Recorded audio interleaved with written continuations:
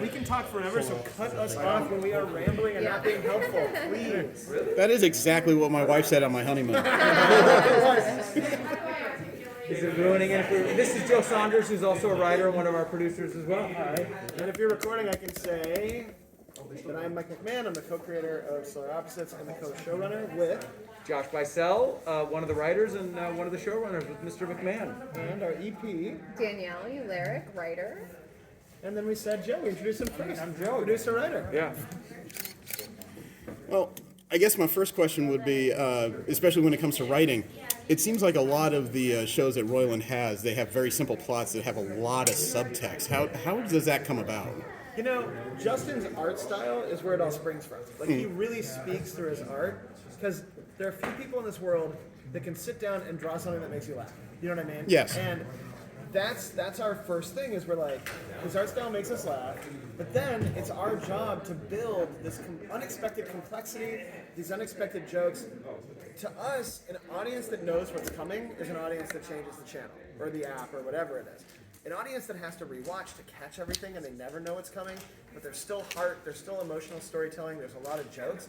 Those are the people that are going to stick with it. So Justin's bringing the funny, he's bringing the tone. I worked with him for like 6 years on Rick and Morty, so like we knew what we could accomplish, and Solar was our chance to do a totally ridiculous no rules show that's constantly seeing what we can get away with the format of television. And they keep letting us get away with it. They really do. They need to stop us. Disney and Hulu have been very good. But I mean, really, we talk about, like, we write, this show is joyful, right? It's a joy to write, and hopefully it's a joy to watch, and it comes across on the screen, and I think that's where you get all the fun of having a subplot like what we have in The Wall, and now we have a subplot, SilverCops, to go along with our aliens. We're just trying to have as much fun as we can, honestly. We want to get Justin's goofiness and then mix it with depth that you don't expect, and then the second you get the depth, it gets right back to goofy. You know, like you never get your footing.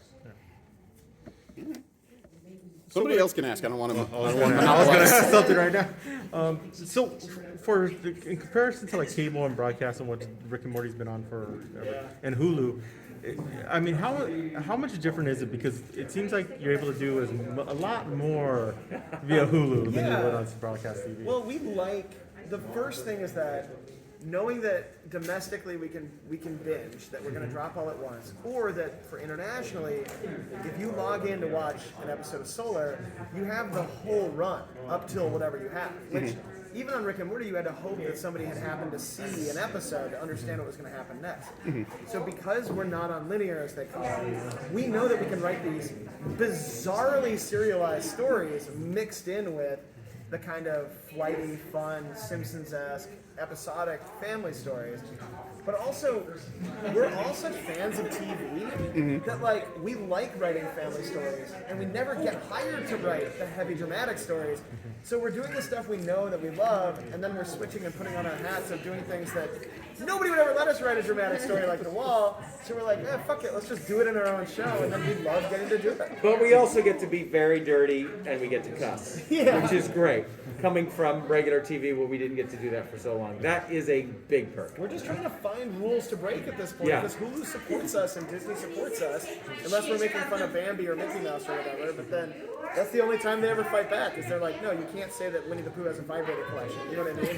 But other than that, they're fine with it. So is that the rule to break?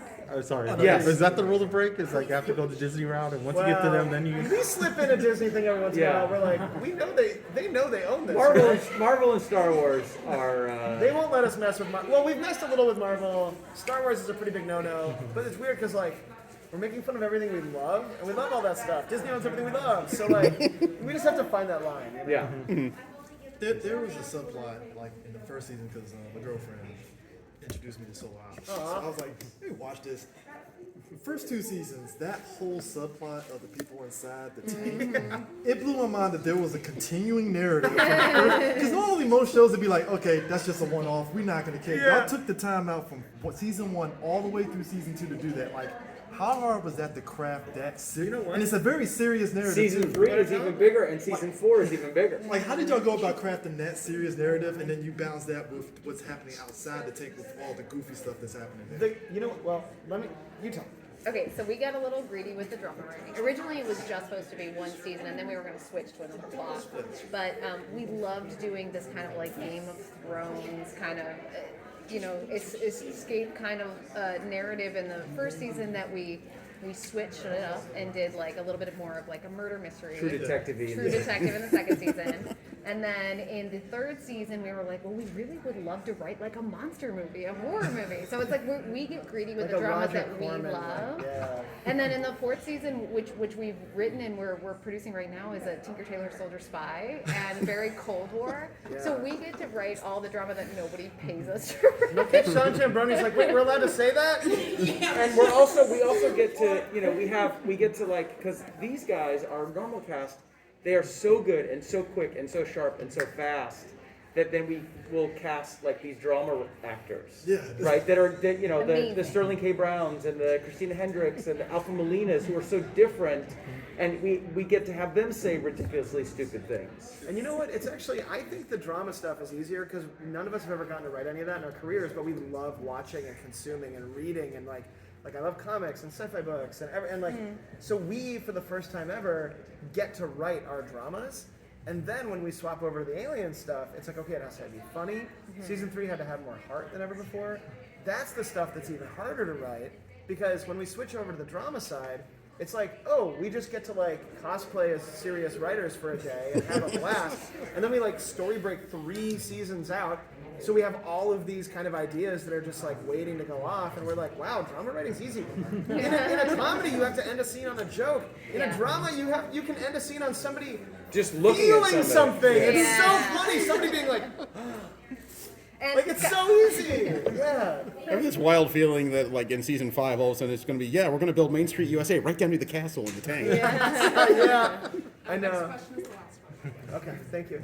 I was wondering if you can tell us a little bit, what does it mean to you, the Comic-Con? Why is it important for you? And Well, I mean, I can say for me, I've been coming to Comic-Con since like 2006, and for the first 5 times I came, I was a fan on the floor. Like, I had nothing, I had no backstage access. I would like shriek when I saw George R. R. Martin, you know what I mean? Like, Oh, yeah. And it was like before Game of Thrones was made into a TV show. Like, I was a full-fledged geeky guy, and getting to be on this side of it, like, I know how special it is for fans to get to like actually see people talking about the stuff we do all day. We talk about making the show all day, but like when you have this thing you love, getting to share it with people and be around all these people that like everything else you like, because I love comics, you know? I love movies, I love all the new shows. I want to see the next season of Invincible, you know what I mean? So like, part of it is I'm like, yeah, I'm here for work to like celebrate this thing that we've all worked on.